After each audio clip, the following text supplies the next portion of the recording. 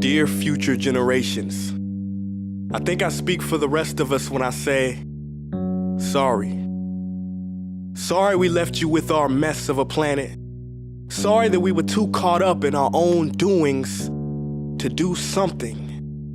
Sorry we listened to people who made excuses to do nothing. I hope you forgive us. We just didn't realize how special the earth was. Like a marriage gone wrong, we didn't know what we had until it was gone. For example, I'm guessing you probably know it as the Amazon desert, right? Well, believe it or not, it was once called the Amazon rainforest, and there were billions of trees there, all of them gorgeous, and... Oh, you don't know much about trees, do you? Well, let me tell you, trees are amazing. I mean, we literally breathe the air they are creating. They clean up our pollution, our carbon. They store and purify water, give us medicine that cures our diseases, food that feeds us, which is why I'm so sorry to tell you that we burn them down. Cut them down with brutal machines, horrific, at a rate of 40 football fields every minute. That's 50% of all the trees in the world gone in the last 100 years. Why? For this. And that wouldn't make me so sad if it weren't so many pictures of leaves on it. You know, when I was a child, I read how the Native Americans had such consideration for the planet that they felt responsible for how they left the land for the next 7 generations. Which brings me great sorrow, because most of us today don't even care about tomorrow.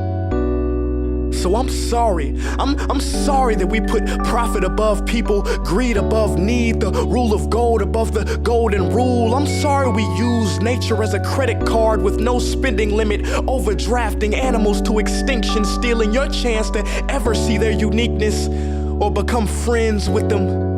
Sorry we poison the ocean so much that you can't even swim in them.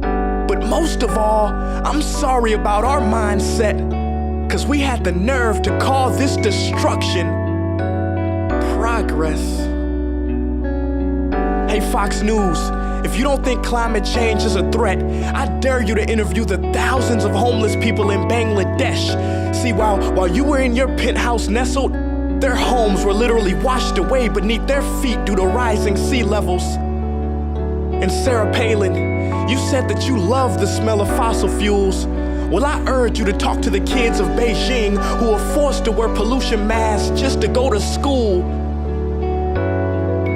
See, you can ignore this, but the thing about truth is, it can be denied, not avoided.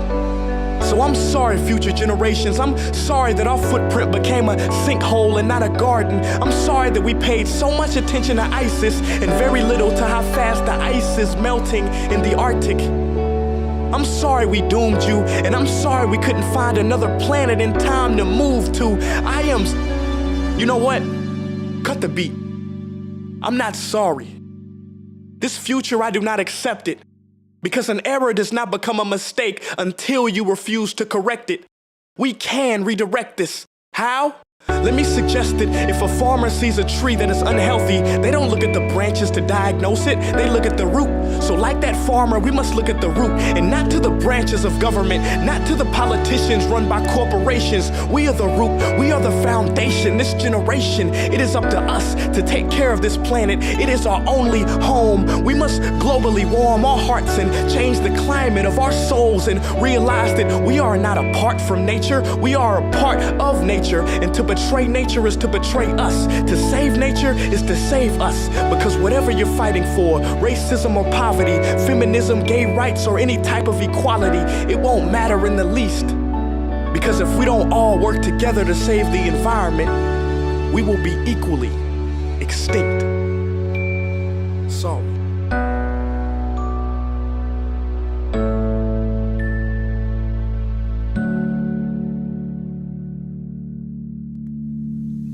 Hey guys, for the past several weeks, I've been here in Africa, the heart of Africa, witnessing the horrific destruction of the rainforest, which inspired me to write this piece.